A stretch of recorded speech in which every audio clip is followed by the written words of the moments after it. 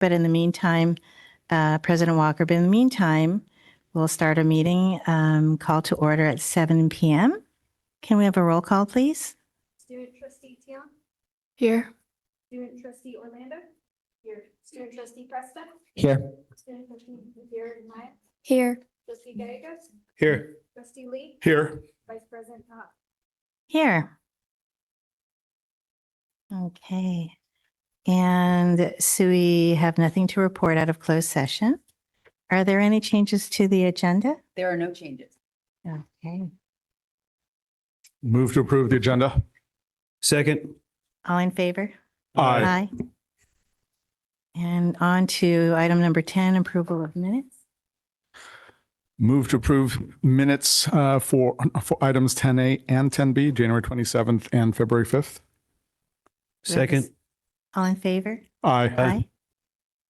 And now we have this. Now we have the Thornton High School Student of the Year. Thornton High School Principal, Dr. Denny Marenko, please. Good evening, everyone. Superintendent Presta, members of the board, student trustees, and executive cabinet. Denny Marenko, principal. It's always an honor and pleasure to be here with you all. Before we begin honoring our student of the year, I just want to give a shout out to our Thornton staff who's here to support as well. So a round of applause.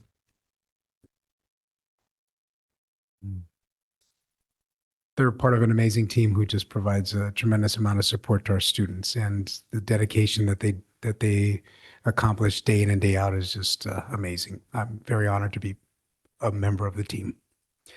So with that, I would like to take this time to say a few words about our student of the year, Ms. Kira Yamaguchi, and she'll come up in a couple of minutes.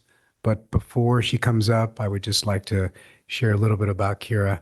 Kira embodies just the spirit of Thornton High School, in the sense that there's been numerous obstacles along the way that she has been able to overcome. And through resiliency, through her discipline, through her positive energy, and through her persistence, she's here with us today. And we celebrate Kira Yamaguchi as our Student of the Year. Come on up.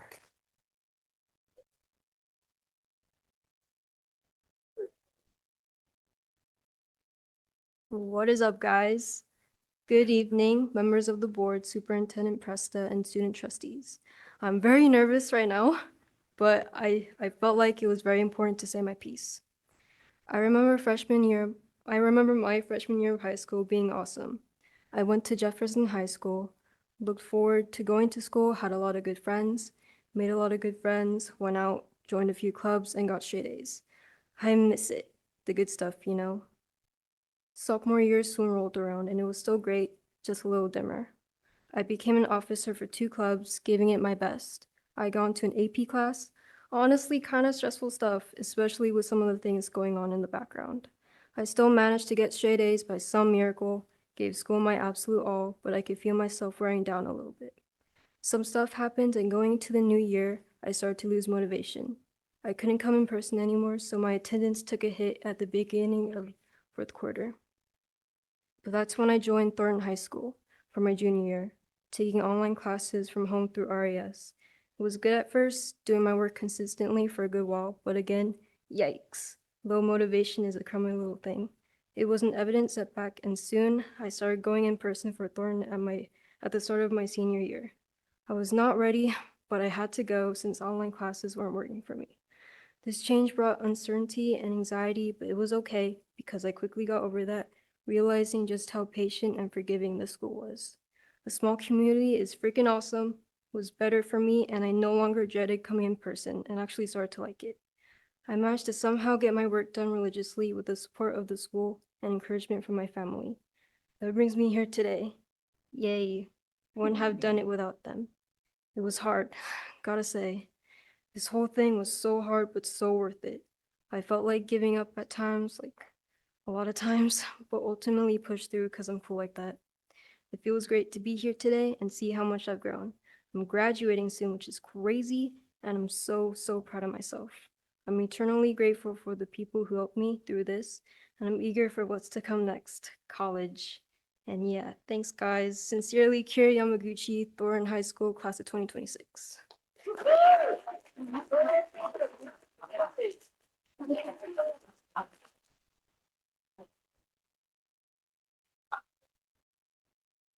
So Kira, it gives me great pleasure to share this with you and your family that for Thornton High School Student of the Year, February 2026, Kira Yamaguchi.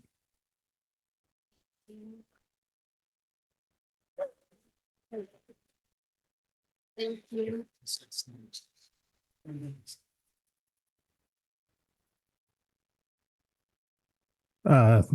Thank you. Congratulations. I think we're going to go to the board to see if anyone has some things to say to you. We'll start with our students. Anyone over there?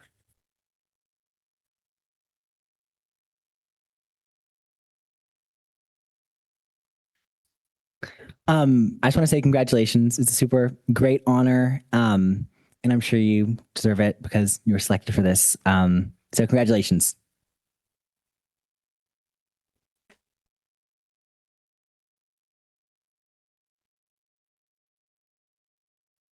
Anyone? No one else on there? How about down here?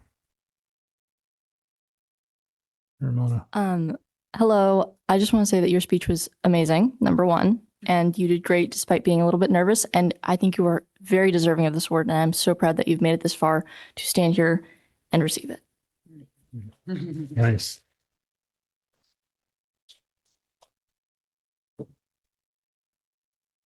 I remember you from Jefferson High School, so seeing you getting this reward is very good. Congratulations.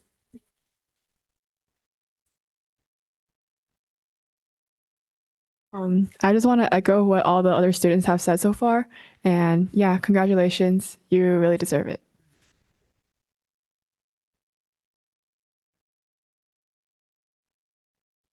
Gallegos. Kira, I'm proud of you for not giving up.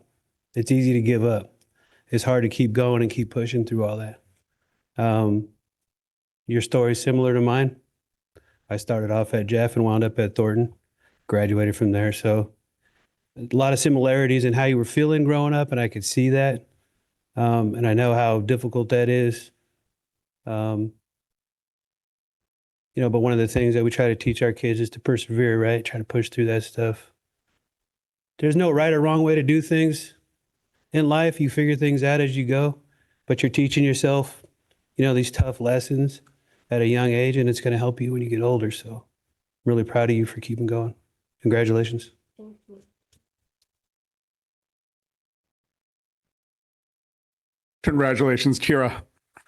What's powerful is that you are a true representation of the successes we continue to see at Thornton. The amazing work that your teachers and staff over there at Thornton do, with the second, third, and fourth chances that students get. And oftentimes they graduate even earlier than they would have if they'd been at the regular comprehensive high school. So incredible work. And I'm really proud of the fact that you were able to sort of see the issues that you were dealing with and push through them. And that persistence and perseverance is really going to take you pretty far as you move forward. So congratulations again.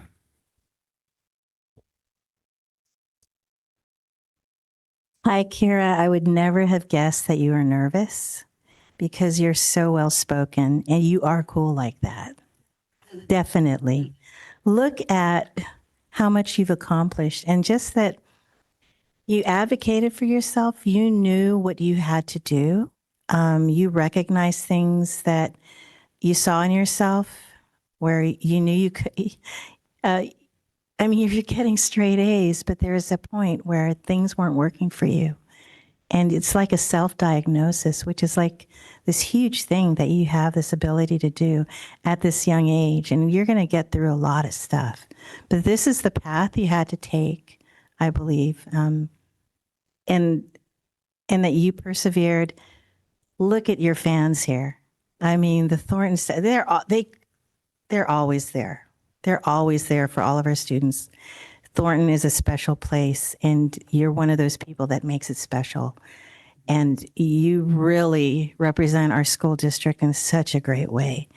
And I am so proud of you. And I want to thank your family and your friends for uplifting you and giving you support. But you did this. Don't ever forget you did this. And thank you again for representing our school district so well.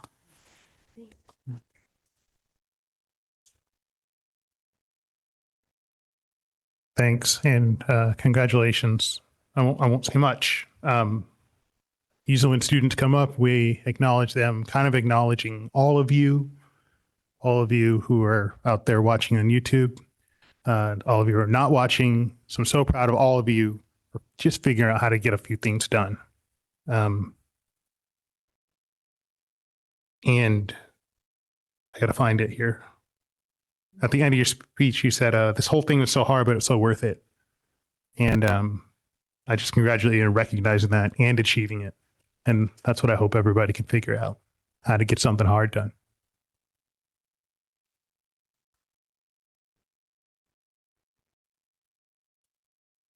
Kira, I always have to go last, and they've all said all of this great stuff, so I'm not going to say a lot, but I'm so proud of you, but really what stood out to me with what you wrote is that you said, I'm so proud of myself.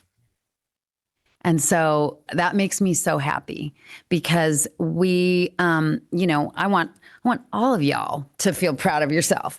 And you have made it through some really difficult things. And like, that's how life is. We all will go through difficult things and we sort of learn once we've gotten through those difficult things, like we feel, oh, I can do this and I can maybe try a harder thing.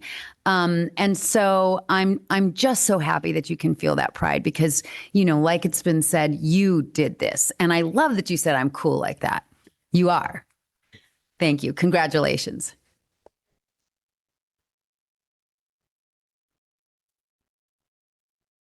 I think after our next agenda item, we'd like to take a picture with you. So we're going to move on, do that one, then we'll take a picture, and then you have the option to leave. Thank you very much. Did you want to say anything else, Kira? Thank you guys for coming. Thank you. You're welcome.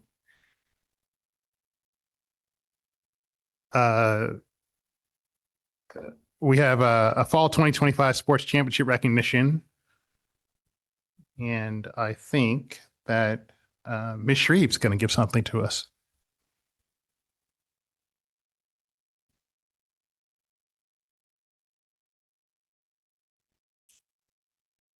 So tonight it's with pleasure that we recognize the Terra Nova High School varsity football team for their outstanding achievement as the PAL El Camino Division champions.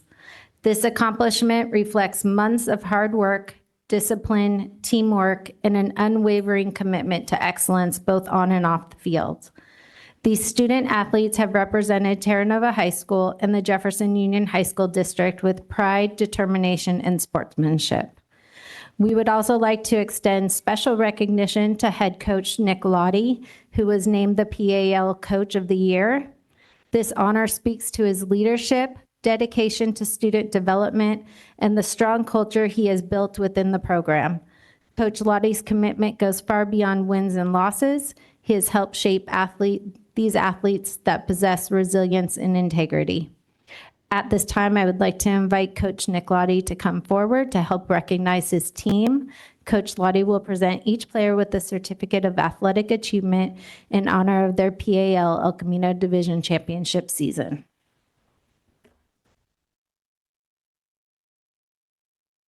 Here's a certificate for you. Oh. This one is for Nick. I get it. That's awesome. I get one. All right. So most of our kids and athletes are still playing sports. We have basketball all over the place. So we were only able to bring a couple here today. So I have two of my captains. I have Joey Donati and I have CJ, who have been captains for the last 2 years for us.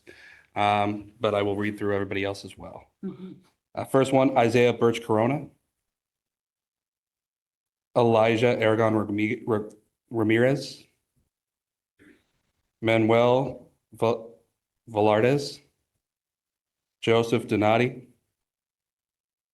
Lucas Christensen, Anthony Carmona, William Morrow, Jaden Lagos, Nate Kelly, Jackson Harrington, Robert Glover, Casey Flanagan, Moses Atuiva, David Shadenko, Makai Shimizu, Trevor Sneed, Austin Sneed, Jack Swidler, Keegan Tucker, Jacob Whitehead, Dylan Wood, Michael Aplanario. That's going to be everybody. So thank you very much. Do you want the students? Yeah. The people that are here, would we like to acknowledge them? Yes, With their please. certificates?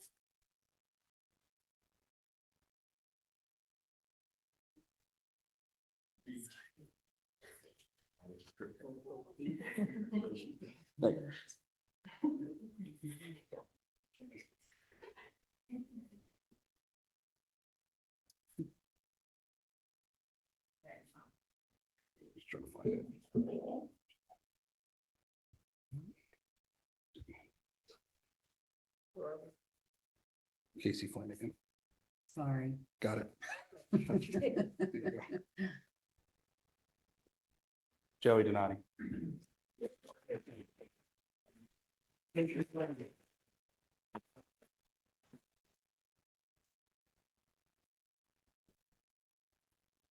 All right, and I want to thank these guys for the amazing job they did this year. I've been coaching at Terra Nova for 13 years. This is one of the best seasons that we've had, not just on the scoreboard, but in the classroom as well. We had almost every single student make grades this year, which was amazing, and I think it's only happened maybe one other time since I've been coaching there. So for that this year, definitely give these guys a round of applause. That's great, Coach. Thank you very much, guys. Hey. I'm taking, yeah, I need that.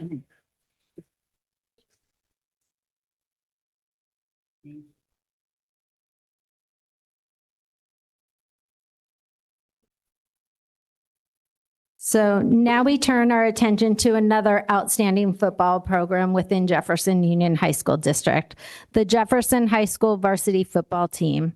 They are champions of the PAL Lake Division this season. Under the leadership of head coach Amani Stewart, these student athletes demonstrated exceptional determination, resilience, and teamwork throughout their league schedule, finishing undefeated in division play and earning the top spot in the PAL Lake standings. This remarkable achievement is a testament not only to the talent and hard work of the players, but also Coach Stewart's commitment to developing a culture of excellence and growth, both on and off the field. His leadership has positively impacted these young athletes and helped guide them to a division championship that our entire district celebrates. At this time, I invite Coach Amani Stewart to present each player with a certificate of athletic achievement in honor of their PAL Lake Division championship season.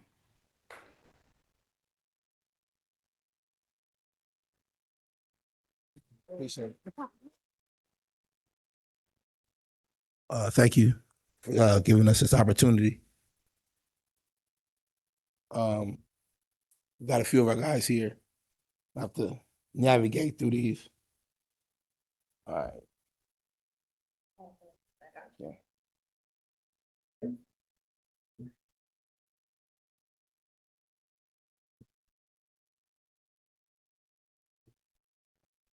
So guys.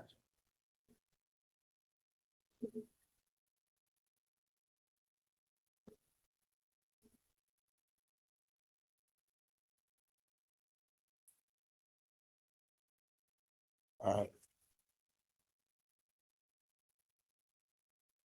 All right. These gentlemen brought pride back to Jefferson High School. It was our first playoff game, and I believe in about 14, 15 years. All right. So I really appreciate the hard work that they put in and the dedication. As you see, they're here today showing their dedication to the school district, which I appreciate. I'm going to start off with our first player, Devin Urita.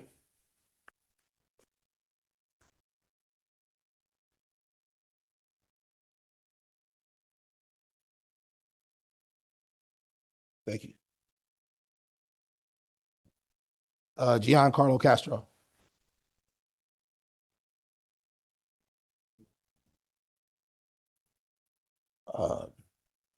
Andres Long.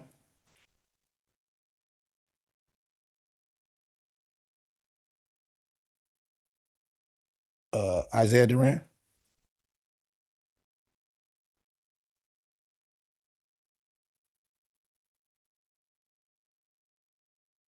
Yazin Genevieve.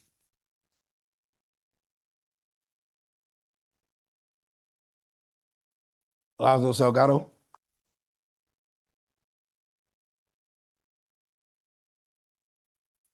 Robert Sonny Green.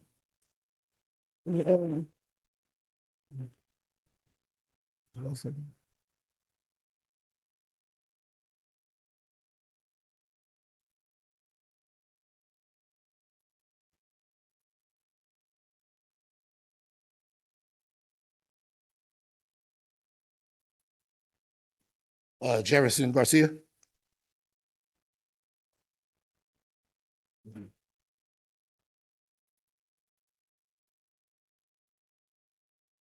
And Richard DeJar.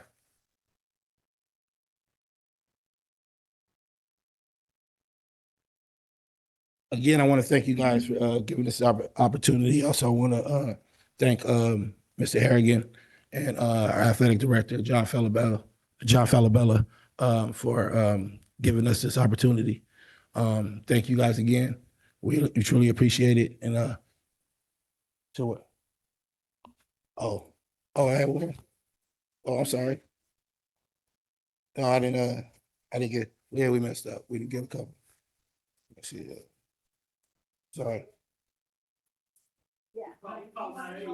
Okay, we call the name. Isaiah. No, Isaiah Twin. Okay, Toa. That was Isaiah Toa.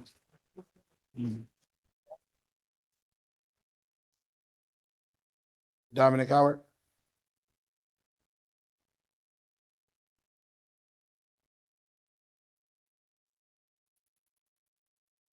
And Alessandro.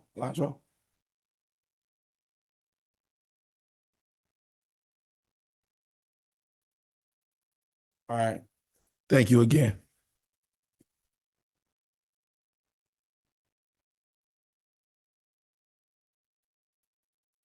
Let's give one last round of applause for the Jefferson and Terra Nova varsity football teams.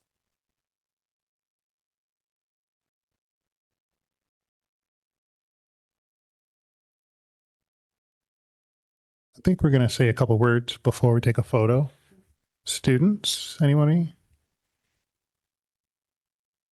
Ramona? I would like to say I'm very proud of our Terra Nova varsity team. They did amazing this year, and I can't wait to watch even more games with the growing team that we have. I'm very proud of the Jefferson High School team making playoffs in 15 years. It was really impressive.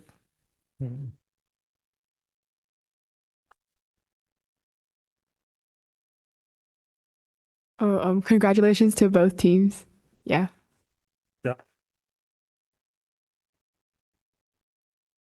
I just want to say congratulations. I play sports at Oceana, and I know how difficult it is and the hours you guys all put into this. And so congratulations.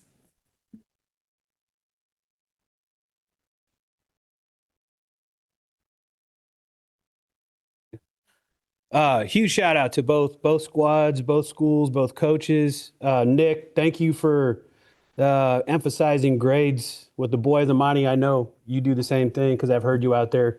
Grades first. So I mean, you know, academics. That's you got to nail that before you can do anything else. So that's good stuff. Also, Nick, congratulations on your award. I've known Amani since high school. We went to high school together. We've had some good. Really old then. We've had some. Wait, who, me or Omani?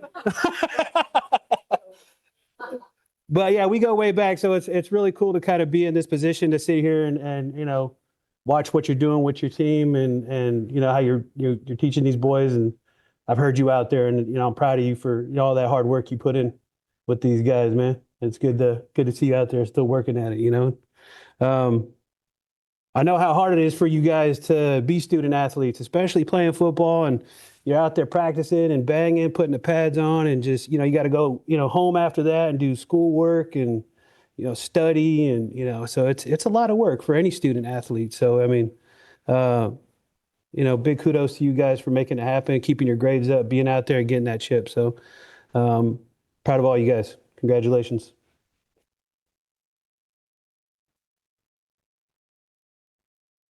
Indeed, congratulations to both squads. It's actually pretty awesome that this district would have 2 championship football teams this year. So well done, both teams. Proud of you all.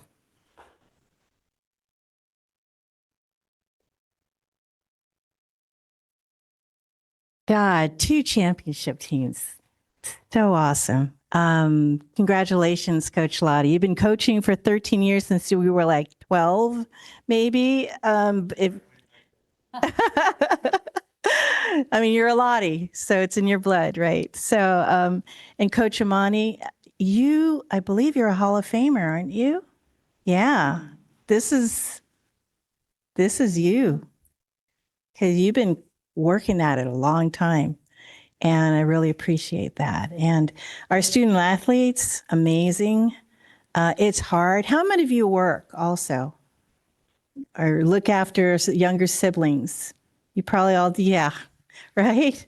I mean, you probably help at home too. It's really hard, and I appreciate everything you put into this and to come away with championships and making us look good, because you really also exemplify what Jefferson Union High School District is. And thank you to the coaching staff, the parents, and, you know, friends and family out there all the time. Congratulations to all of you. You're all champions. You're all, you know, you're in our hearts because you really represent us really well. Thank you.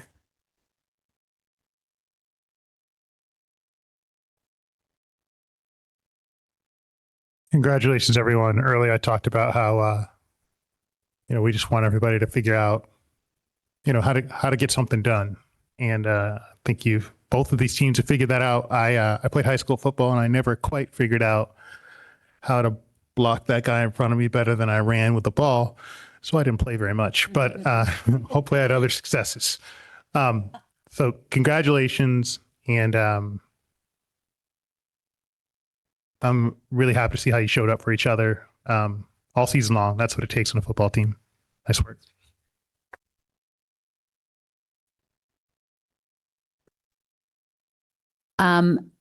Again, well done. Congratulations. And I really want to thank the adults that showed up for you as well. I see Mr. Cullen here for Terra Nova. Thank you. I see Mr. Harrigan here. And I'm assuming, I don't know your name. I'm so sorry, but you must be an assistant coach, I bet. Yeah. So, and teacher. Thank you. I'm so sorry. I don't know everybody's name, but I want to acknowledge that it's really, you know, you guys worked really hard, and you wouldn't get here if you didn't have a lot of people really there for you. So I want to thank the adults, but mostly I just want to congratulate you and thank you for the students that were able to be here tonight. Thank you so much. That means a lot. And we're happy to, it's always a better board meeting when we have young people here. So thank you.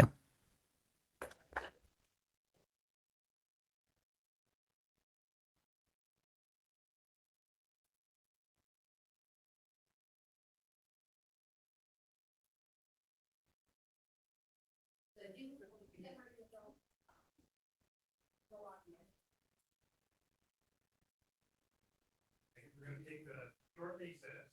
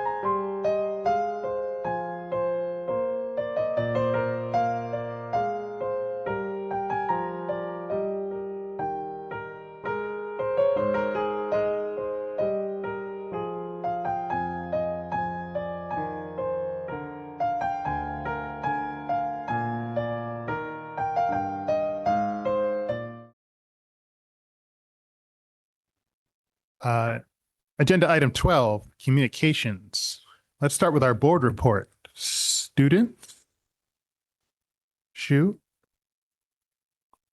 So starting with Westmore, on the 7th, so this Saturday, last Saturday, we had we hosted the last competition for the FTC robotics, and the Westmore team won the Robotics Think Award, and we were awarded for our innovative change in idea. Red Cross will be having a blood drive very soon, I think at the end of February. Also on the 7th, we had FBLE base section, which is the regional level of competitions for future business leaders of America. And we got one of our members to serve on the regional team for the 2026 to 2027 term. And we also had numerous students placed, so that was really good. On January 29th, we had TEDx at Westmore, and I think that went pretty successful too. In March, we have Pi Day coming up with a speaking event and also a Westmore Math Club competition. There's prom that's coming up next month. Westmore Hearts is going on this week for Valentine's. Lunar New Year is also going on. I think we're doing decorations in halls. MESA, which stands for Mathematics, Engineering, Science, and Achievement, they're also starting their competition registration. And I think their competitions will be taking place in March. So that's really good. The spring sports has started. Badminton tryouts are going on right now. And finally, what club is selling Valentine's grams for Valentine's? Sorry, Angela. And for Jefferson, I'm sure you guys already know Jefferson High School did the La Russell music video. And if you did not, you can see it online. And you can see student trustee Edward, he's doing the tinkling part of the La Russell video. And then last weekend, Mission Fusion Luna had their shows, and then Saturday was sold out, which was their senior night. And on the same day, robotics won 3rd in league, and they got the Control Award for best coding / driving. And then we had our elective fair, and then all of our spring sports have started, with our winter sports wrapping up and having their senior nights. And we had our winter rally, which was Roblox versus Minecraft. And With Love Club was selling Valentine's Day grams this week and passing them out also this week too. And then we're having LPAC testing today. And the lowerclassmen finished their course selection. And February 13th is Foods Day. Ramona. Hello. The Terranova School had their newest newspaper edition come out, and on January 30th, there across the entire campus, we participated in the active ICE protests, walkout for ICE out, a peaceful and organized as it should be. Along with that, this recent Saturday, we had winter formal and a robotics competition on the same day. Just before that, we had the Stranger Things Spirit Week and Rally, which was very fun. And we had a futsal tournament during the lunch all that week. Girls soccer and girls basketball games are today against Oceana. So go Sharks, go Tigers. And coming up, we have quad basketball games versus Burlingame on the 13th, which is their senior night. And good news, the field is done. So baseball will be having its first game on the 25th. The class of 29 will be sending out Valentine's Day grams later this week, and Mock Trial had their last competition and a successful season.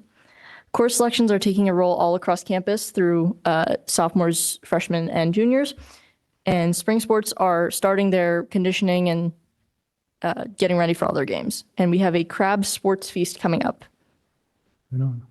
I have no personal interest in this whatsoever, but tomorrow's senior night for soccer at Terranova. Mr. Presta. Okay, so some stuff going on at Oceana.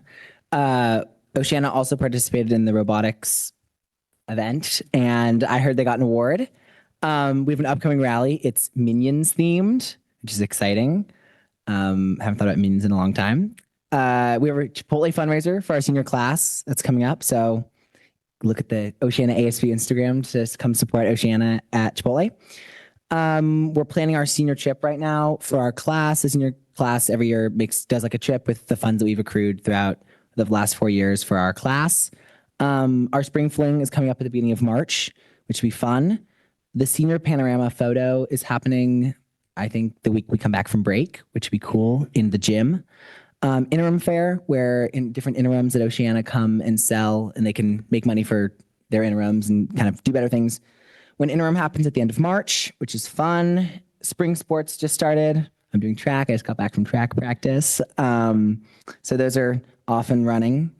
Prom committee started at Oceana, so we're going to start planning for our prom in the near future. And also Valentine's grams are being distributed on Friday, and we're doing something new this year. So we do winter grams at Oceana, where this last time we did winter caroling. The ASP kids went around and caroled, and this time for Valentine's grams, the ASP kids are going around singing love songs to people if they want to buy them. So that should be fun. All right. Thank you. Naomi? Okay, for Thornton, last week we had a field trip to the Courage Museum before it opened to the public. Last week we had progress reports cards, and this week we have SEC night coming up on Thursday. Thank you. Thank you. Trustees, Mr. Gallegos. I would really like to go before the kids next time because I feel like an underachiever. But the shoe fits, Trustee Gallegos. I wasn't all that busy the past couple of weeks, but I did attend the TED Talk at Westmore High School, and I'm partial to that event just because I've been watching TED Talks for a long time, and it was an honor to see a colleague of mine here, Andrew Lee, do a presentation. You did very well, by the way. So did everybody else, and I would love to see that program grow. So I'm looking forward to more of that, and that's really all I have to offer for tonight. A couple of things. We had the site meeting in Oceana on Thursday last week, which was a really nice discussion about all the great things going on at the school. And this afternoon, we were all at Jefferson High School for the groundbreaking for the new gym and pool. So it was fun to get out there even in the rain. And indeed, I did speak at that TEDx event at Westmore, which was, it's funny, you know, when you're supposed to get up there and speak for anywhere between 6 and 16 minutes and it has to be memorized, you know, and you start and you feel a little naked walking up there with just your PowerPoint clicker, but it's pretty fun, really. You know, you realize that you go into it the conference knowing you know what you're going to talk about with that particular topic. And it was really fun to be able to watch the kids do their prep backstage as they were getting ready for their talks. And I really appreciate the work that the TEDx Club at Westmore did very specifically with their faculty advisor, Ms. White. One of the best part about that event was the day before, the rehearsal in the classroom, where I ran through my speech and the students gave me feedback on how to improve it. And I was able to work it in. It was pretty cool to hear that feedback. Yeah, so all props to the students for putting it on. And I concur with you, Trustee Gallegos, this program needs to grow, and I really hope it does. Thank you. Vice President Tejada. So I did also go to the TEDx event. It was amazing. I wish there were more speakers, and I committed to them that I will do it next year. It was so well organized, and I just kudos to the students, the club. It's a club. This is what they're doing there, and it's really amazing. And their advisor, just so wonderful. You were great, by the way. Very, very organized. Did not seem nervous at all, because you know your stuff, right? He said, yeah. I went to my first Daly City Youth Health Center Advisory Advisory Board meeting, and I'm really looking forward to doing more work with them. There's a lot of great stuff coming up, which I'm not going to reveal. It was great to be on site at the Oceana school site meeting, board meeting. and just to hear from everyone about what they're working on and how we can better support them was really great. Superintendent Preston and I attended Mission Fusion together. Miss Mansell. Oh my God, Miss Casey too. I'm sorry. And Miss Stewart. So it was just an amazing program as usual.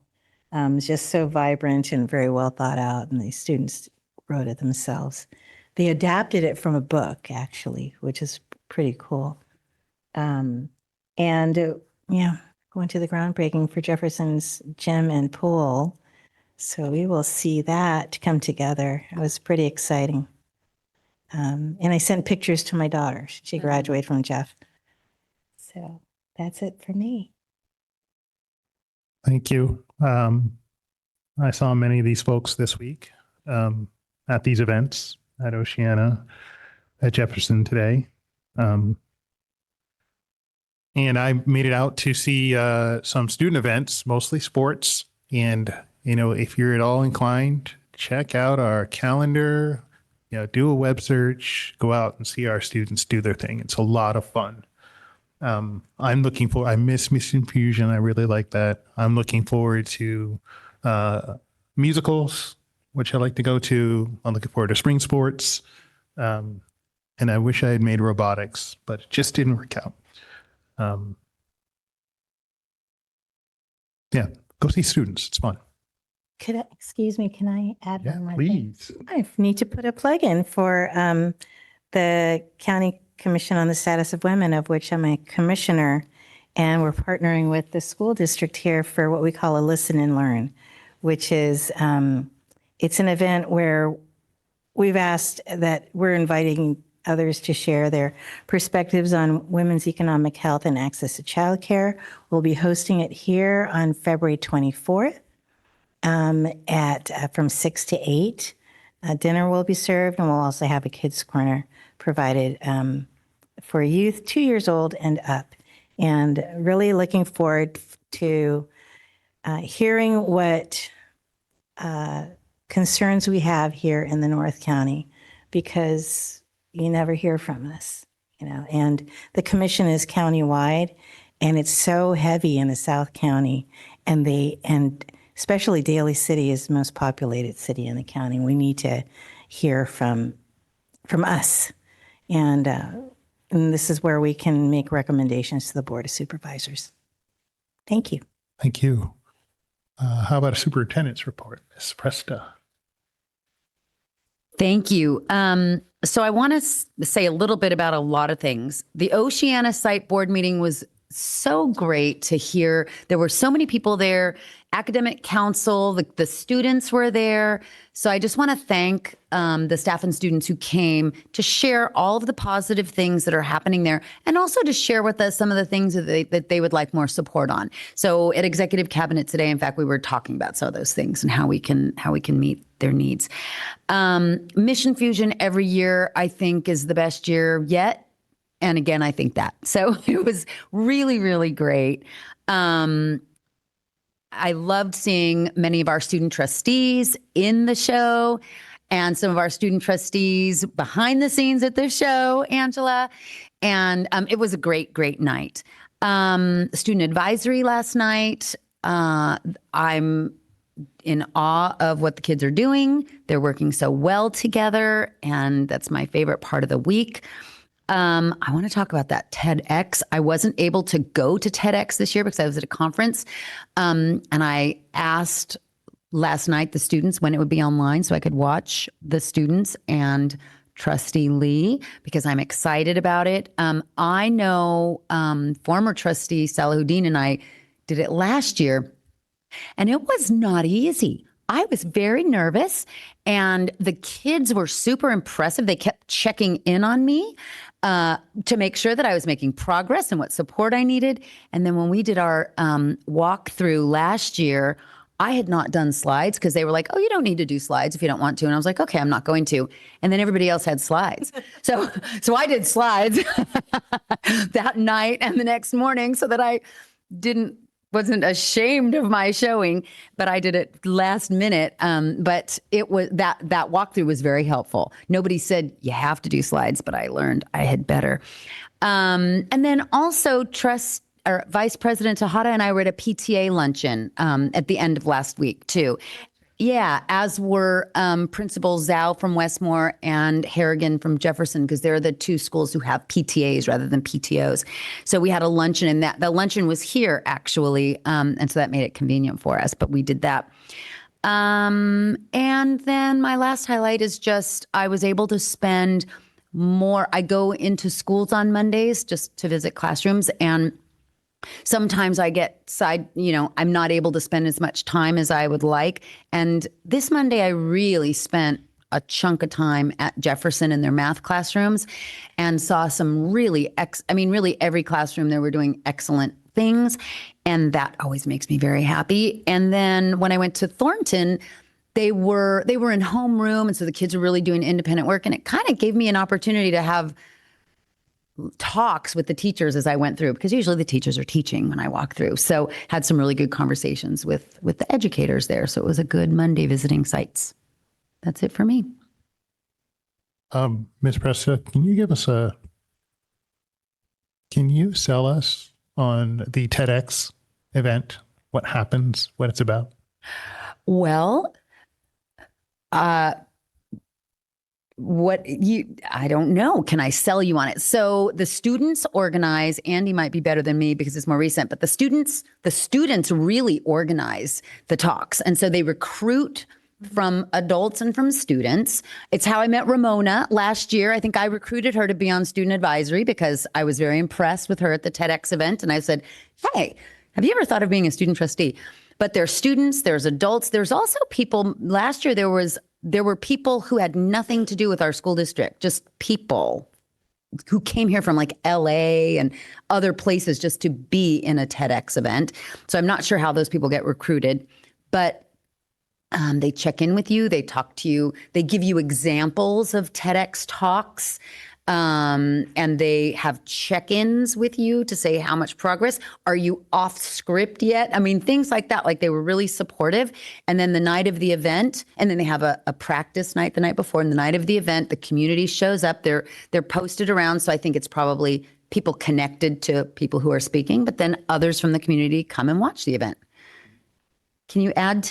Sounds about right. I was recruited right at the end of December. Mm-hmm. And this year there were 2 adult speakers and 4 students. Okay. Yeah. So the other adult speaker is actually a counselor in South San Francisco Unified who is a Westmore alum and was actually in the same class as Rosie's son. Oh, very good. But yeah, it's very impressive. They followed up with an orientation meeting early in January, and then follow-up emails with the one student who was my rep, so to speak, and was charged with making sure I was on track with finishing my speech and sending over my slide deck. Yeah. And of course, I was late on both too. I was too. So, but not the night before, like some people on this dais. And a big shout out to Mr. Simon, who runs the theater there. He just keeps it going. I think he probably handles the slides as well.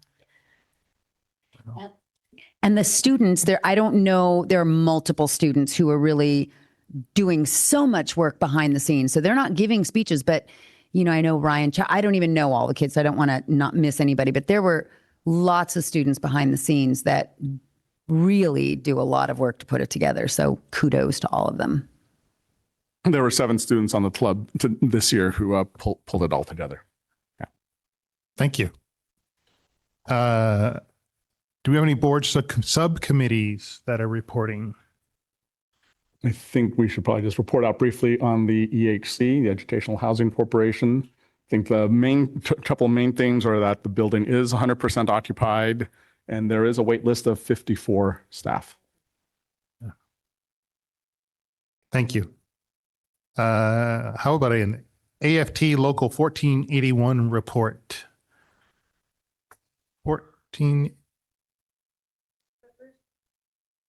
54. I think it's 57. Wow. Well, I mean, Oh, least that's it's fine. not- It's somewhere north of 50. Oh, yeah. That's amazing. 6, 7. That's amazing. Hi, everyone. Good evening. Two things. I just want to, let you know that I'm supporting the strike in UESF. And we appreciate that our district, when we negotiate and we get it done. As you may know, they've been negotiating for over 10 months. So to have that, go on and on and on is not what we have to deal with. And I hope we never have to deal with that. One other thing I want to mention, as I keep mentioning, is check our AFT 1481 website for updates on political actions. Some of them you may not be aligned with, but if you are, please feel free to contact me if you want to get involved in some of the things we're doing. And I really appreciate our district, our staff, our students who participated in the ICE marches. And I went with some of the students from Jefferson, Thornton, Westmore, and even Policita students participated, had come to join. And it was really lovely to see the students come together. And I also saw some of the other actions from other sites. So I appreciate everyone doing that. I appreciate our adults trying to keep our students safe, even though we weren't, it wasn't something we were saying, please leave campus and do, but we appreciate that there were adults trying to make sure that students were safe. And that's all I have today. Thank you. Thank you. Let's move on to the consent agenda, where it's recommended. Move to approve consent. Second.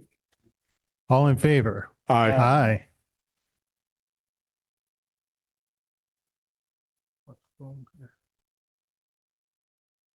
Mr. Clerk, is there any public comment? Indeed, we do have 2 public comment cards this evening for non-agenda items. Just a reminder to the speakers tonight that you will have 3 minutes to speak. And the board will not be able to comment on your items that you are sharing with us this evening. With 30 seconds to go, I will let you know that you have 30 seconds left. All right, first speaker is Mike Mooney. Well, good evening, everybody. I'll go really fast. My name is Mike Mooney. I'm a 1978 graduate of Terra Nova, and I've been referred to as Mr. Terra Nova. I not only taught there, I coached football, baseball. I was a substitute teacher for 3 years. I run the reunions, and I also run the alumni baseball game for probably 35 years. So I'm here to talk to you about naming the new sports facility after Horace Hitchcock. And I worked diligently with Tony. She did very responsive. I was surprised when you work with a board, you get quicker emails, but I got emails right away and I appreciate it. But I wouldn't be a Terra Nova Tiger if I gave up. Tony's email did say the decision was not to move forward with the idea. She said based on broader considerations related to the facility naming practice and the district priorities. I said, all right, well, how about a fallback position? But then I said, you know what? I can continue on. So it's amazing what you can see on the internet. So I watched the board meeting on 12/16 and I listened to you all talking about naming a facility. And it obviously was right after I talked to Tony about it. You guys hear me? Yes. Sometimes I was told I don't need a microphone, but CSBA policy, as Tony said, reads verbatim. Board encourages community participation in the process of selecting facility names. And I said, all right, well, that sounds pretty good. I have no problem gathering community support. CSBA policy says governing boards shall name schools facilities. And the board went on and continued and said we changed the word from shall to may. So what I thought I'd do is I'd speak today, share with you community input so that you may decide to name the new sports facility after Horace Hinshaw. Tony did complete her email and explained to me that the naming of a facility and field is reserved for individuals whose contributions are connected to serving the school directly. And so I put some thought to that, and I said, I'm going to go to a board meeting. So here are some things that Horace Henshaw served directly to the school. And I'm confident you'll agree that there's not a peninsula school or city that's been blessed to have somebody so deeply connected to a high school, more than any coach or teacher in so long. And how it starts out is Horace's contributions to Terra Nova are longer and more encompassing than any past coach or employee. I have 30 seconds. Boy, he started in 1969. He's still engaged today. He met with the baseball coach and softball coach about promoting the field that we're talking about naming him. Andrew Jerome, you guys coach soccer. Horace started AYSO. Charette, your son will probably be on the soccer team at Terra Nova, and Horace will be reporting on those. And Tony, those swim meets that Dominic dominates, he wrote about sea lions all the time. He started the Hall of Fame. Every Terra Nova coach is on the wall. He created the anchor game. Thank you, and that's time. Boy, so what in closing, I would say that's serving the school directly. And as a fellow faculty member, that's more than most teachers and coaches, maybe not as much as Bill Gray. I have some handouts for you. I don't want to take your time. You can read the 160 comments off Facebook and from alumni and past coaches and board members on here. Thank you for, great. Thank you for your time. Good thing I'm an athlete. Sorry to go over. Our next speaker is Amber Friedler.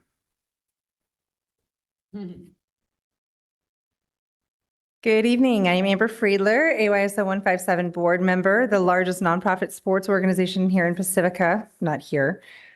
This is not just about a baseball field. It's about honoring a man who helped build the very spirit of sports in Pacifica, Horace Henshaw.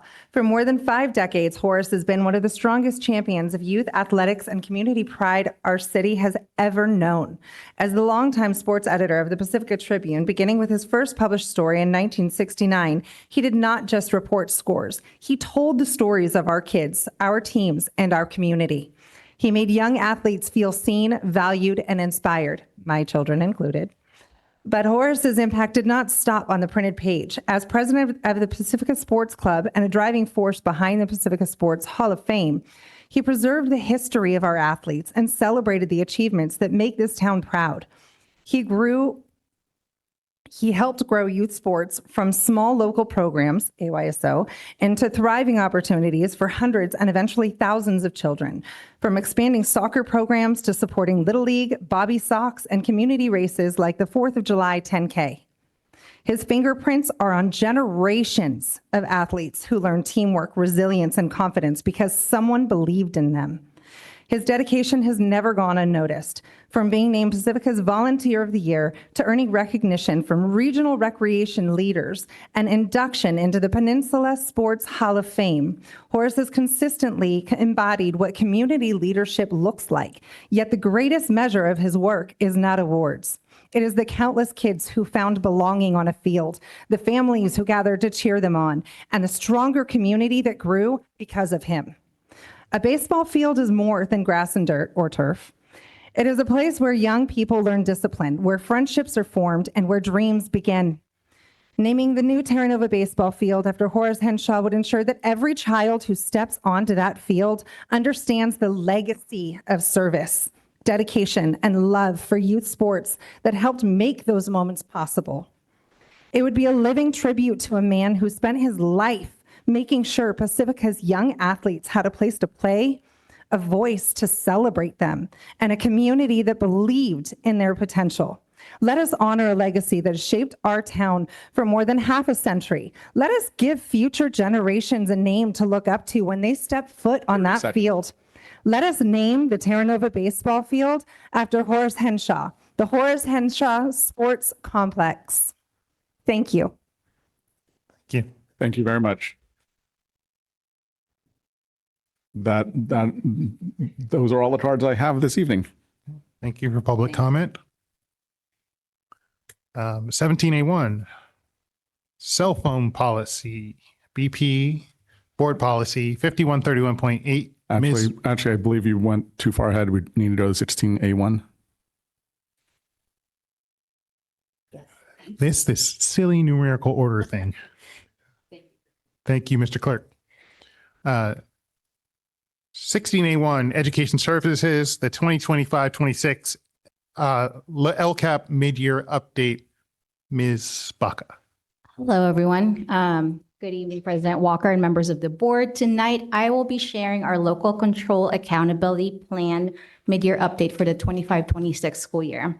This update is a required check-in that allows us to reflect on where we are on our LCAP halfway through the year.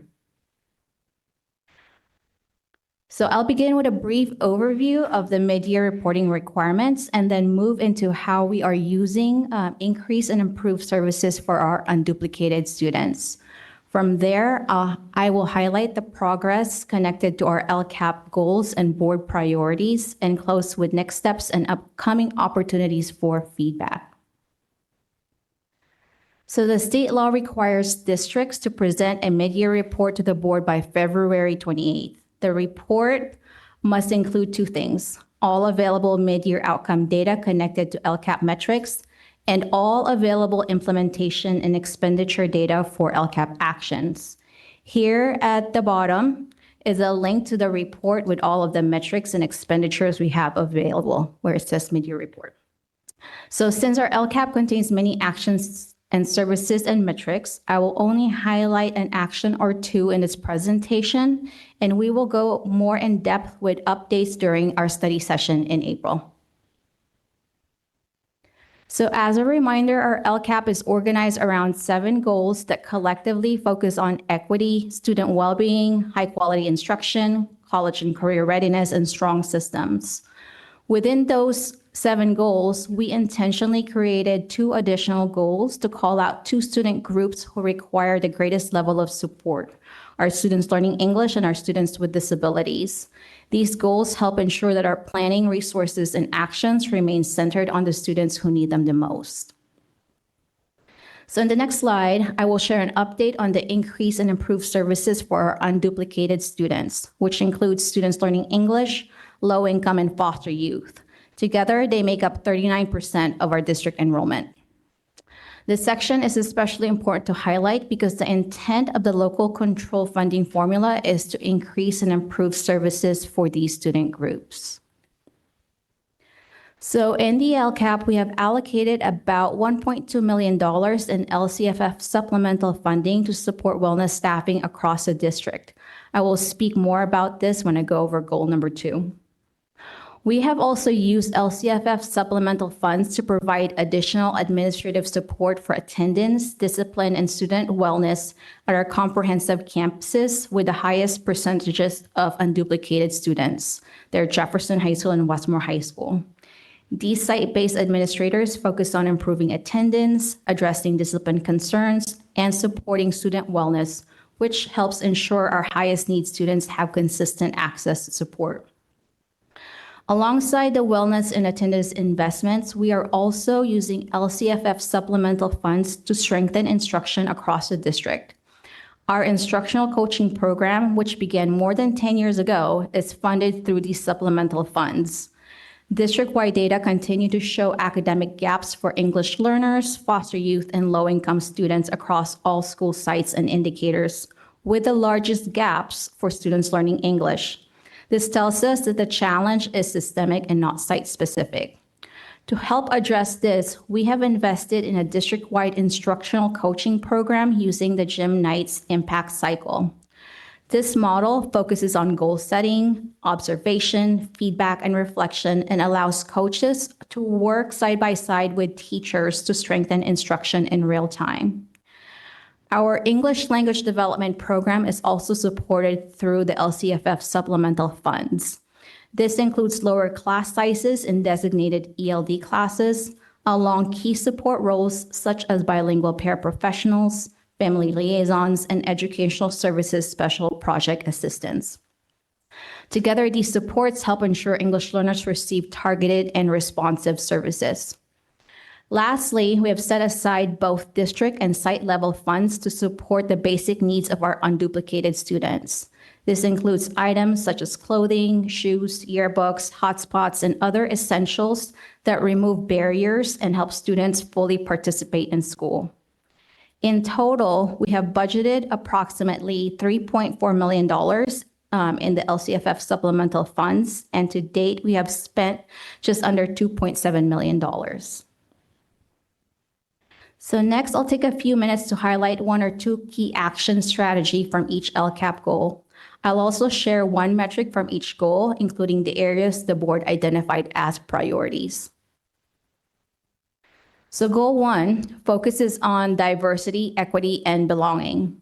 From this goal, I want to highlight our work with the National Equity Project as part of the District Redesign Network, which includes districts from Chicago, Walnut Creek, Santa Clara, Matson, and New York. Our equity design team started 3 years ago with 5 members and has grown to 9 members so far. And I'm happy to report that each school site is working on developing its own safe to fail actions that align with the district's equity challenge. There will be more in-depth presentation on this work on March 22nd, but I'd like to share a brief overview. So as part of the network, our charge was to identify an equity challenge using the National Equity Project's See, Engage, and Act framework. We begin with C, which is building awareness of how we experience and interpret our system by examining data, reflecting on our own perspectives and listening to multiple voices. We then engage by strengthening relationships, listening deeply, and creating the conditions for honest and complex conversations about equity. Finally, with ACT, we design focused strategies, testing safe to fail actions that allow us to learn, adjust, and improve over time. As a district, we identified our challenge as building a stronger sense of belonging within engaging learning environments for all students, with a particular focus on students learning English, African American students, Latin students, and students with disabilities. Our equity challenge framework, as you can see here, courtesy of John Harrigan, who created this beautiful graphic. It's the structure that will help us navigate through our equity challenge.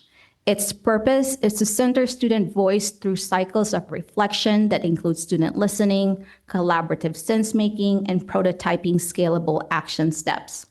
This process helps us take small focused actions, learn from them, and continuously improve the conditions that support positive student outcomes. In the later slides, I'll go over an example of how this cycle is being used in our ELD program. So from the framework, how do we measure progress? It's important to remember that equity outcomes take time to change. Because of that, one way to track our progress is by looking at the conditions that support equity. We do this through the Catalyze survey, which measures key organizational conditions connected to equitable systems and practices. On this slide, you can see the results from our equity design team. It gives us a snapshot of the conditions currently in place to support this work. One clear strength is the high level of trust within the team. An area we want to strengthen is our learning culture, especially making sure that there is protected time for collaborative learning. Based on these results, the team agreed that the next step is to intentionally build in time to meet, use data to guide our growth, and share challenges openly so we can learn from one another. So far, the Catalyze survey has only been used with the equity design team. But our goal is for each site to use this tool to measure how they're doing at their sites with their equity teams and their equity challenges. Goal 2 focuses on positive school climate and wellness supports, and I want to highlight our mental health staffing. As I mentioned earlier, about $1.2 million in supplemental funds are allocated to mental health support staff. In addition, we've used Learning Recovery Emergency Block Grant funds to support social workers and wellness counselors who provide targeted services for our foster youth, students experiencing homelessness, and immigrant students. Much of this work focuses on Tier 1 and Tier 2 supports across our schools. This goal also includes mental health services written into students' IEP ensuring that students with disabilities receive the supports that they need. We have a counselor on special assignment who coordinates our internship program, along with a program specialist who oversees the district's tiered mental health services. The level of staffing has become increasingly necessary as student and family needs continue to grow since community-based resources have declined. Some of the county services we once relied on, such as Star Vista, have closed. At the same time, families are facing rising housing costs, employment instability, and limited access to outside supports. As a result, schools have increasingly become the place where students and families receive case management and mental health services. Recent changes to medical eligibility have created additional gaps in care as well. In addition, we are seeing an increase in suicide-related concerns affecting students and recent graduates. Board Policy 5141.5 recognizes that students' emotional well-being is closely connected to their academic success and directs the district to provide prevention, intervention, and access to mental health services. This staffing structure helps us meet those responsibilities, strengthen our Tier 1 supports, and respond to the growing number of students with mental health-related needs.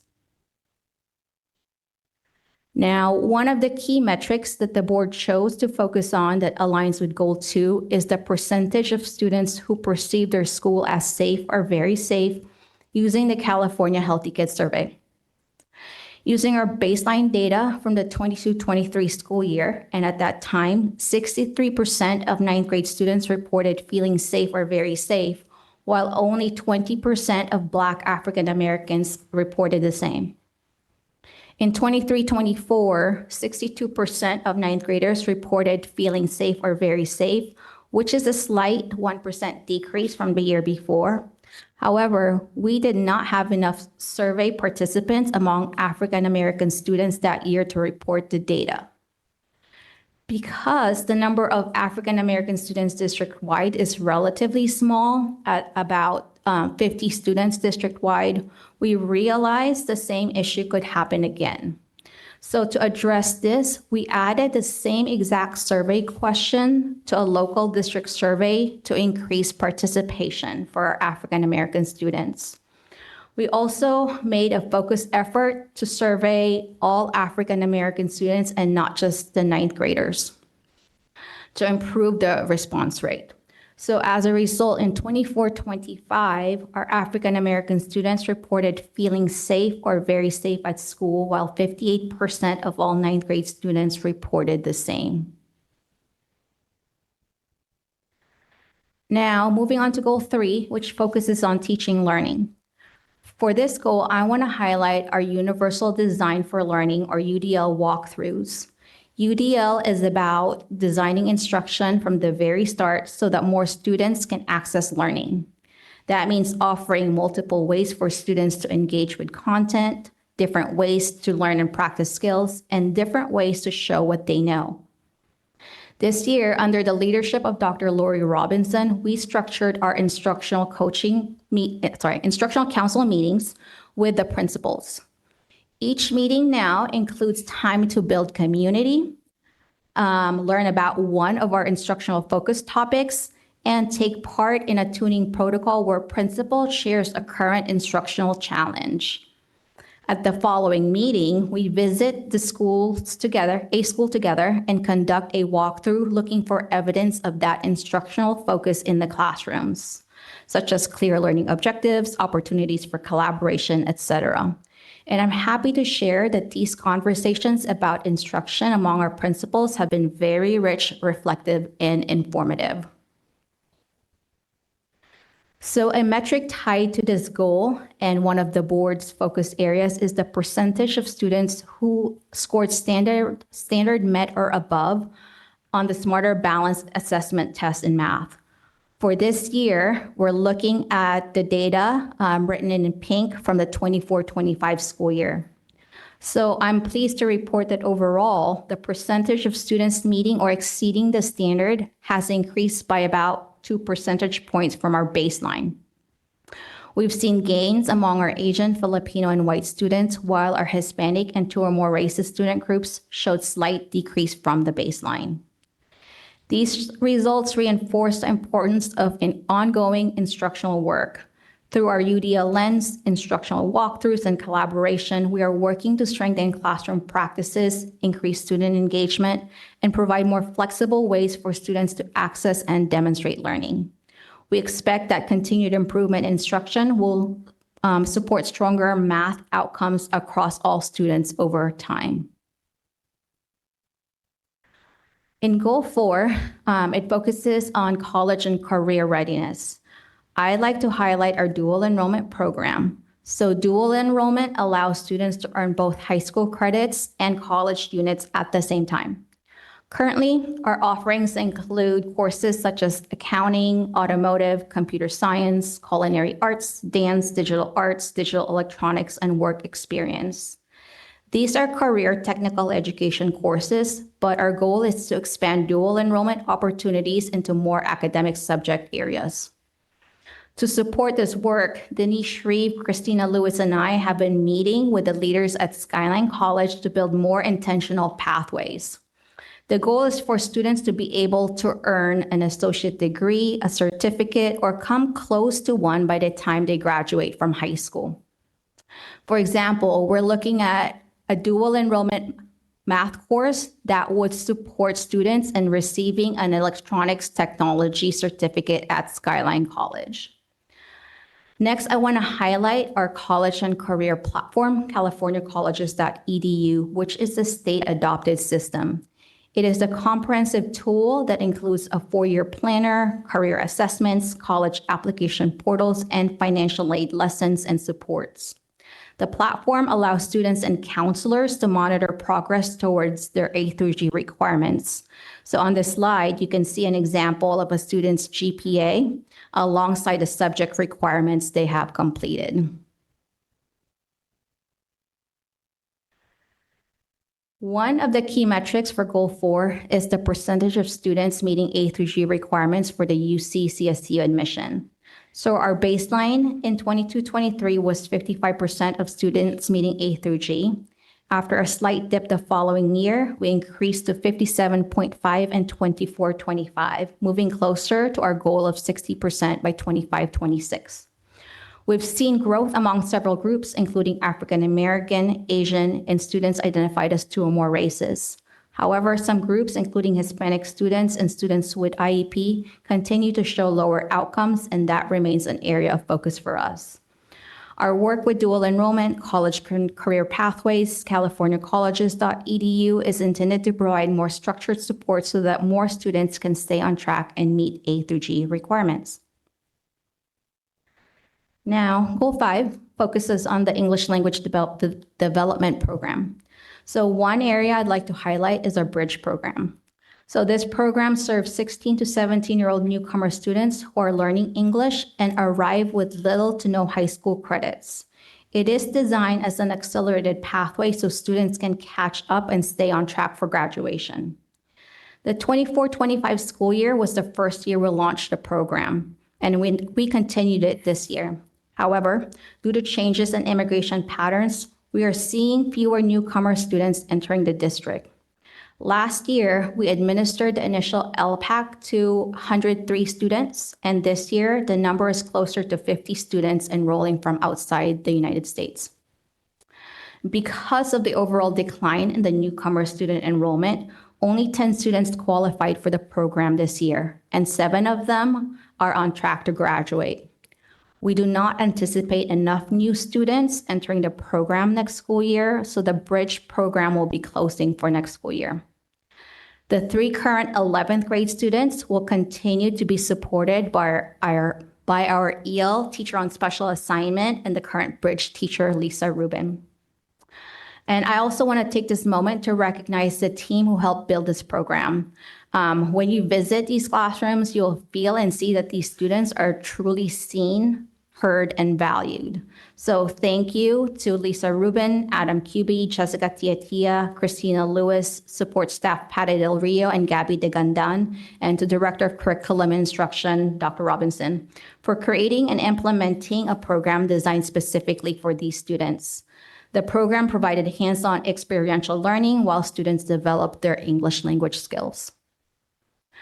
So a few slides ago, I shared our work with the National Equity Project and the framework we've been using. I want to highlight one example of that framework in action through Dr. Robinson's work with our long-term English learners.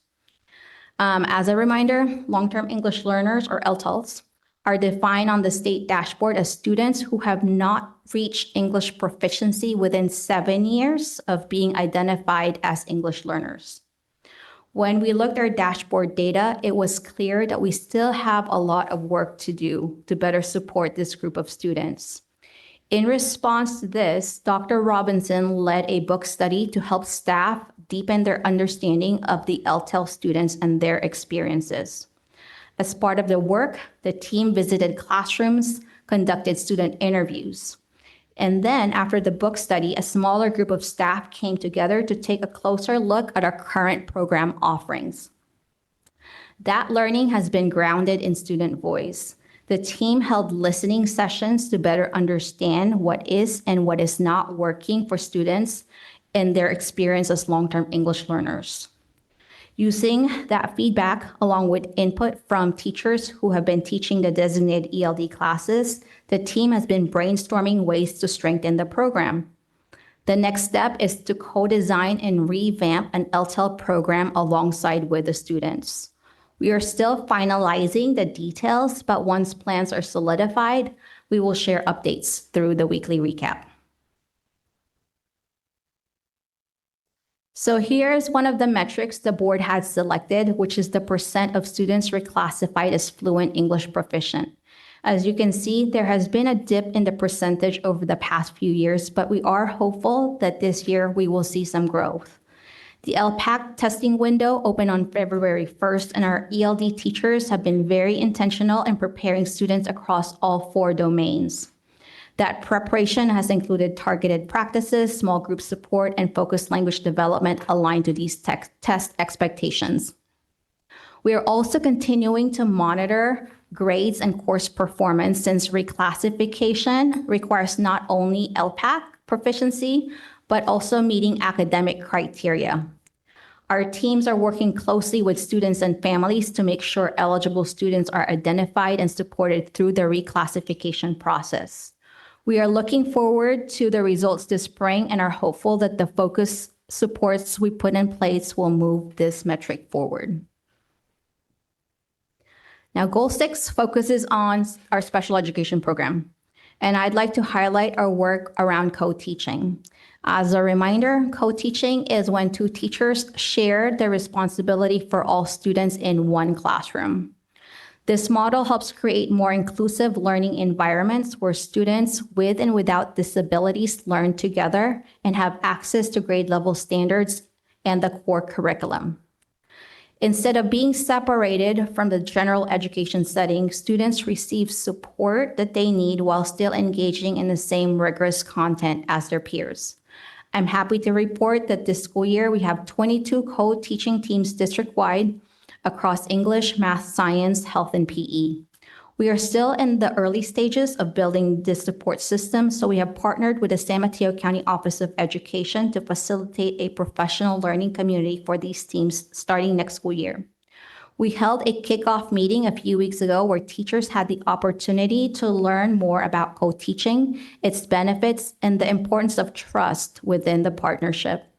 The session focused on building strong teacher relationships and how instruction improves when both adults are aligned with their approach.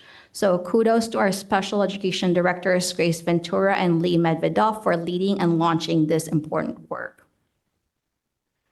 So one of the goals the board focused on is the A through G completion rate for students with IEP.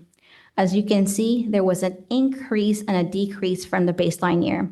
Overall, the percentage is still relatively low, especially when compared to the general education population.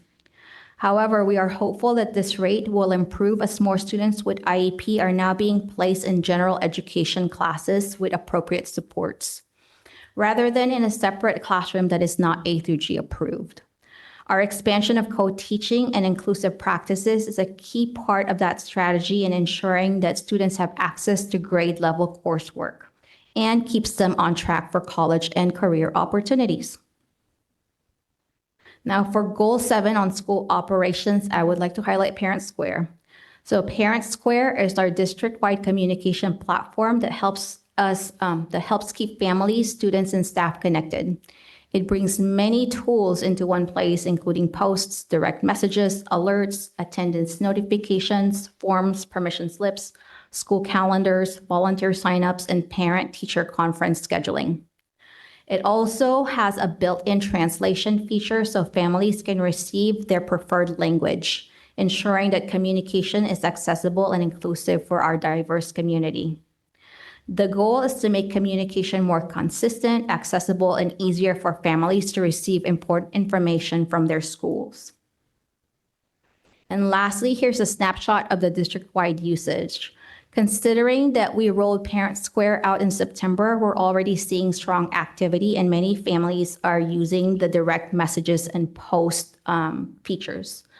The platform also gives us helpful data so we can see where engagement is strong and where we may need to do more outreach.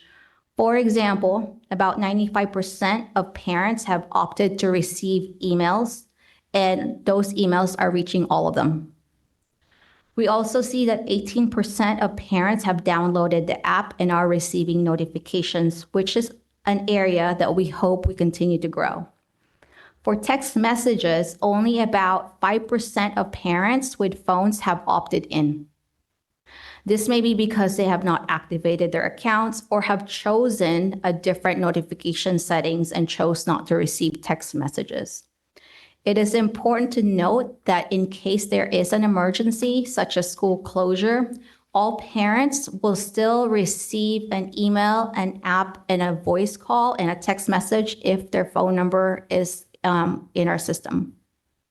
So to help improve engagement, Doreen Basuino, Denise Shreve, Jason Chen from Data Processing, and I are planning a district-wide communication verification on March 11th. And leading up to that, we will be sending reminders encouraging parents, students, and staff to download the app and choose their notification preferences.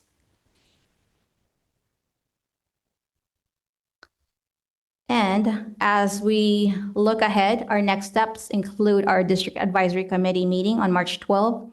Throughout March and April, we will continue to gather input and feedback and any adjustments needed for next year's LCAP.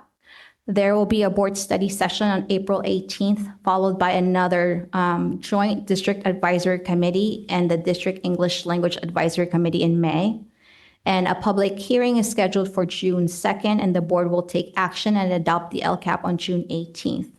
And just as a reminder, this work is ongoing, and we appreciate the partnership of our board, staff, students, and families as we continue improving outcomes for our learners. And that is it. There's a lot. Sorry. Thank you.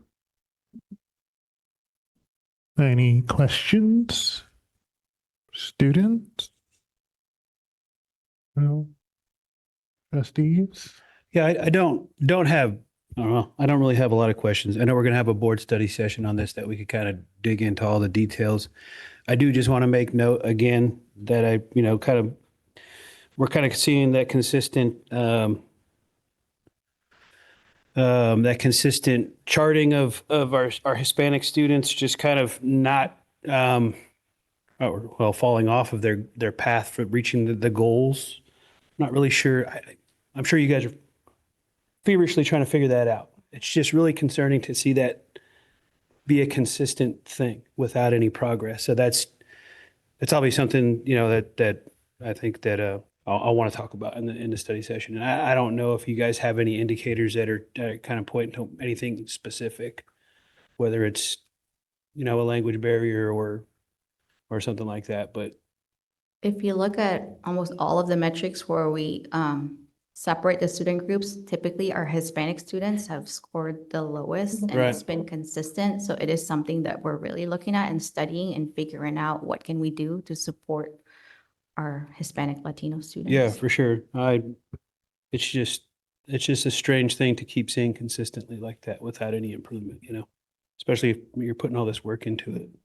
Like, same goes for the special education department too, is kind of in the same kind of boat. I mean, it's not, I don't think it's as noticeable, but it's still there, kind of where it's just not, the baseline is just not really jumping out to me as far as improvements. But like I said, I look forward to the study session and kind of digging into that stuff with you guys. And thank you again for putting this together. It's really amazing how much goes into this. And I know this is just a summarization of a lot of stuff, because I've seen that, I was trying to read through that other LCAP document. It got a little lengthy, so I didn't quite make it through all of it. But thank you again for always putting so much of yourself into this, and your team and whoever else helped you do it. Thank all you guys for doing that. Appreciate it. Yeah, I don't want to go too deep either because of the very question, because we will have the study session, but a couple of quick questions. One, sad news obviously about the bridge program, but do we anticipate we bringing it back if things were to turn around, if we see, Yes. okay. So it's a I'm pause. very happy that we've set the structures and systems in place so we can pivot if we need to. If we Okay. get an influx mid-year, there is a potential, to bring it back, because we will still have, Miss Rubin to be, as, part of our team. Okay, good. Great. That's great to hear. The other one is just with the UPP budget. You said $3.4 million budget, 2.6 million spent. Just because of the accountant in me, do we have enough money to make it through the rest of the year? Yes. The other 800K, and we're not going to go above that? Okay, cool. Just wanted to verify that. We typically have a budget, and for our supplemental funds, we do typically overspend. Oh, okay. And that's the minimum threshold that we Got should it. be spending. That's Okay. the minimum proportion, or Okay. the base. Yep. And It is. Okay. All right. Great. Thank you. Just wanted to clarify that. And so this is statutory. We have to do a mid-year LCAP update that you have to submit to the CDE. No, we don't have to submit the mid-year. It's just Okay. I have to present it to you. Okay. And you have to report that you presented it to us. Yes, That's- so I have to report it to our auditors Okay. who ask for the agenda and the presentation. And The then do the full 140-page document as well. Okay. Or whatever big, however big it is. Okay. Thank you. Your slide game is unparalleled, by the way. Keeps getting better. Thank you for all your hard work on this, and for all of our teams working on this. I know you've heard us when we came to you with some of our concerns and our goals, and thank you for presenting this in response to that as well. I just have a few little questions, and I'm really sad about the bridge program, because I went to the graduation last year and it was just so moving, and students were so excited, and you could tell that it was such a big deal to them. It was very moving for us, So this is very sad, but I hope we can bring it back. And we're still continuing to serve the students who are there now. Let's see. And so with your Catalyze survey, is that was that just with the equity design team? And is We piloted with just the Yeah. equity design team Okay. because we wanted to see, what does this look like? What will it give us? Yeah. Before we scale it out Right. to the other teams. Okay. And then do we create the questions? No, it's from No. University of Chicago. Okay. So it's very valid and reliable, and they Okay. gave us a whole data dashboard. Yeah. So the data, we have something to compare it to. Yes, and Yeah. the intent is that we give that survey at least 3 times a year and see Okay. if we have made progress. Okay. Okay. So what's the likelihood that we'll roll it out anytime soon? I'm not quite sure. Okay. So we are having another mini retreat here at the district office with our equity design team and try to plan for what this could look like could for look our like, okay. site Yeah. equity team. And I don't know if Ms. Presta wanted to. I know. Can you see me sitting up? So our team will decide. It's like a team decision, but it's our goal that shorter or longer term to be utilizing it broadly. Yeah. At some point. At some point. Yeah. I'm glad you're being really careful and deliberate about the usage. And let's see. I really am impressed with how we're being really proactive and working on pathways, working with Skyline to come up with pathways that work for our students. I'm really impressed with that, and that we really are, working really towards serving our students in the way that we're seeing that they would like to be served. What works for our community, and it's that continued partnership with Skyline that's so valuable. And I just want to thank our fabulous special education team for really pushing the co-teaching model. It's just really impressive to me. And I just want to thank them very much. And that's all I have. Thank you. Thank you so much. I'm just excited. I'm impressed with the amount of work that goes into this. I have only one area of questions, and has to do with my misunderstanding of things. So when you're talking about college and career readiness, you talked about dual enrollment. Is that all considered part of our CTE offerings? Our CTE classes, a lot of them are dually enrolled. So Miss Manzel's dance class, even though she is our teacher, she also qualifies to be a dual enrollment teacher. So students enrolled in our class earn both college units and high school credits. Is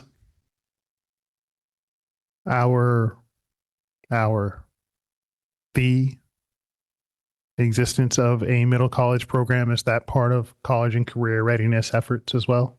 Yes, it is in one of our actions, and we are continuing that program as well. Ms. Goodman will be presenting early in the fall for updates on middle college. That's great. May I add one thing? I think that was a good question. And while some classes that are dual enrolled are CTE, not all CTE classes are dual enrolled. Right. Yeah. Okay. Thank you. Those are my questions. Thanks very much. Thank you. Any else? Great. Thanks again. 17B1, comprehensive school safety plans. Ms. Basuino. Good evening. High school sites' comprehensive school safety plans are required to be reviewed and updated yearly. They need to be board approved by March 1st. We have reviewed the plans in closed session and included the internal plans at that time. As a reminder, these plans are reviewed at their school site council meetings that are open to the public and include local law enforcement. These plans fall in line with the San Mateo County Office of Big Five emergency response protocols. Links to board policies are included throughout the plans. Once approved by you, the public plans will be posted on our website. I ask that you approve of the comprehensive school safety plans for all 5 of our high schools. I just noticed that this is on a discussion item, not an action item. Oh, interesting. Yeah. I will say that the board did take action in closed session, however, so I believe that that should qualify that this is just an update Okay. in discussion, but we may want to amend the beginning of the meeting. We said that that no action was taken. However, you did discuss the school safety plans in closed session. We may need to bring them back as an action item. Would that be outside of the deadline? Yes, it will. Mm-hmm. Can we amend? Yeah. Is it too late to amend Well, I guess it amend is. the agenda Agenda to and put move them this on under action. as an action? Well, I think we might have to do that. Okay, so I move to amend the agenda to move this item from 16B1 to action item 17B. Let's see. 17C1? Would it be C1? Mm-hmm. Yeah, C1. Mm-hmm. Second. Any discussion? All in favor? Aye. Okay. And so I would say Ms. Beswino doesn't need to No. we'll just automatically jump to 17C1 right now to do that. I think we should go in order. Okay. We'll do that. Just go back to it. Yeah, it won't take long. So right now we're going to move to 17A1. Finally, even though I called it before. Ms. Presta. Okay, so at the last board meeting, the board heard the presentation from the cell phone committee, and there was an administrative error where we did not put the actual board policy on for amendments. So we brought it back for you. There is one change. So it is with regard to AB 272 that we've brought this back. And our current policy has some amendments, and the red line is there for you. The thing that we've added to the red line is that that we wanted to add this policy establishes the minimum district-wide expectations regarding student use of mobile communications devices. So school sites may implement site-based rules or procedures that are more restrictive than this policy, provided that they're consistent with law. And so as you, I believe, had discussion, I wasn't in attendance at the meeting, at the last meeting, but I believe the board had a chance to discuss the changes that were proposed, which is really giving sites the opportunity to, if they would like to have a bell-to-bell ban, for lack of a better way of saying it, they may, and it's more restrictive. So we will have this policy before you, and I recommend that the board approve it.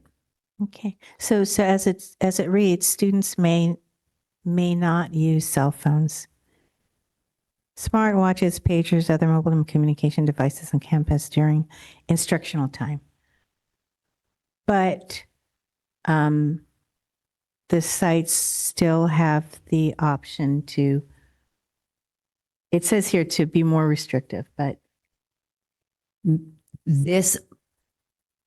They may not, meaning all of the schools will limit them being put away. Okay. So some might say they need to be in a pouch where that's what we would consider more restrictive. Okay. All of the sites, the students should not. Because they have to comply with the law now. Right. Yeah. Okay. Oh, and also, before we take action, I do want to just comment on, I had commented on the last discussion session we had about this, about going bell to bell, and I was kind of more of agreement of cell phones being put away for that bell to bell. And, some of the instructors brought up the fact that they still need to use those for some form of instruction, or maybe even some translations. But, I also did have a conversation with our IT department, just kind of on the side after it was all over. And he just mentioned that there are ways that they could help reduce our need for use of those cell phones, specifically personal cell phones, to do that. And I think we should look at that, because I think the less we give the kids an opportunity to have the cell phones on them or in their hands, the better it's going to be. That's my take on it. And I think if we have the ability to do that within our district, and it doesn't cost an arm and a leg, then I think we should look into it.